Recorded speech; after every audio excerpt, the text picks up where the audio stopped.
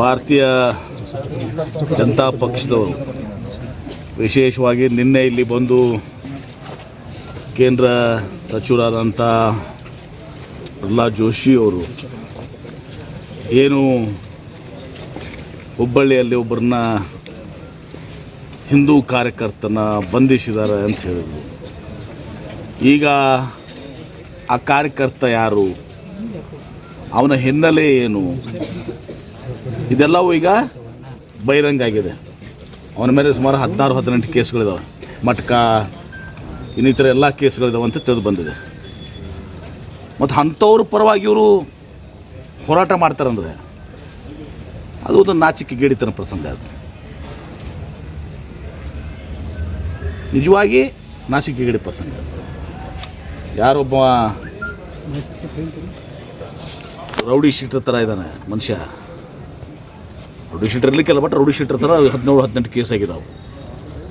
ಅಬ್ಬಯ್ಯವರು ಹೇಳ್ಯಾರ sir, rowdy sheeter ಅಂತ. Rowdy sheeter ಇದ್ದಾರೆ. ಹಾಂ, ಶಾಸಕ ಅಬ್ಬಯ್ಯವರು ಹೇಳ್ಯಾರ. ಮತ್ತು ಅಂಥವ್ರನ್ನ ಬಗ್ಗೆ ಇವರು ಇದೇ ಇತಿಹಾಸ ಬದಲ ಮಾಡೋಂಥದ್ದು ಹೋಗೋದು.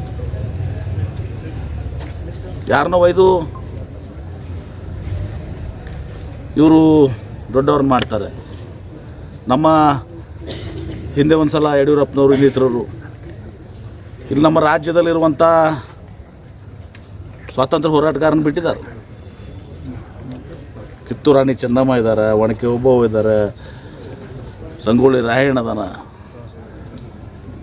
ಅವರ ಮೆರವಣಿಗೆ ಮಾಡುವುದಿಲ್ಲ.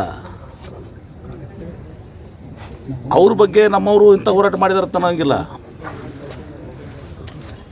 ಬೇರೆ ಯಾರನ್ನೋ ಬೇರೆ ರಾಜ್ಯದವ್ರಂತ ಬಂದು ಅದು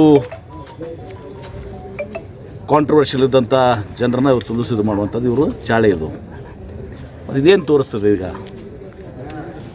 ಮಾಡಲಿ ಹೋರಾಟ, ನಾವು ಜನರಿಗೆ ತಿಳಿಸ್ತೀವಿ. ಈಗ ಅಬ್ಬಯ್ಯ ಹೇಳಿದಾರಲ್ಲ, ಅದೆಲ್ಲವನ್ನು ರಾಜ್ಯಕ್ಕೆ ತಿಳಿಸ್ತೀವಿ. ಈಗ ಏನು BJP ಅವರು ಹೋರಾಟ ಮಾಡ್ತಾ ಇದ್ದಾರೆ. ನಿನ್ನೆ ಪ್ರಹ್ಲಾದ್ ಜೋಶಿ ಅವರು BJP ಬಂದು ಭಾಳ ದೊಡ್ಡ ದೊಡ್ಡ ಮಾತುಗಳನ್ನು ಹೇಳಿದ್ದಾರೆ.